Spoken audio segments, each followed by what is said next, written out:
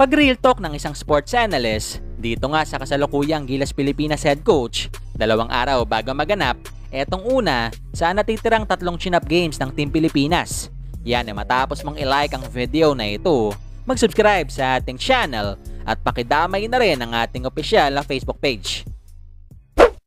Pero bago natin simulan, alam mo bang isa ang 1xBet sa mga leading betting company sa buong mundo? Kung saan dito, pwede kang tumaya at manalo sa iba't ibang liga ng basketball, gaya na lamang sa NBA, PBA, at pati na rin dito sa MPBL.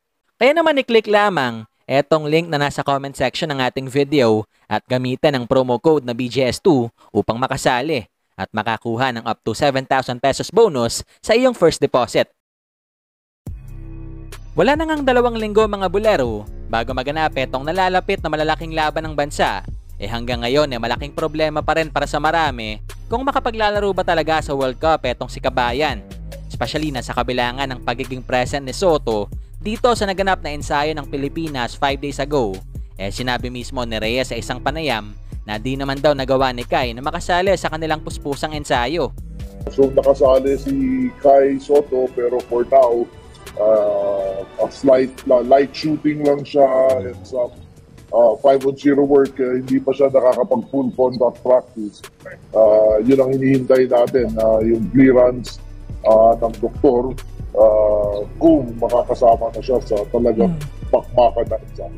Kaya naman dahil dito, siguradong nasa isip na rin ng marami sa atin etong chances kung sakaling di talaga magiging available etong si Kai para maglaro sa nalalapit na malalaking laban ng Pilipinas. Kung saan dahil dyan, di nga naiwasan ng isang Filipino analyst na magsalita patungkol sa koponang binubuo ni Reyes. At least it's a good step no, na we picked up wins against Iran twice and isang game against Senegal. Pagdating sa depensa, I can say na we have improved a lot. I think yun ang magiging pambato natin sa World Cup natin ngayon. No? Based sa nakikita natin ngayon, obviously yung offense natin kailangan pa mag-improve, but I think yung defense natin medyo solid na. No? I'm sure Coach Chot, Coach Tim, and the rest of the coaching staff, hindi pa sila happy sa defense.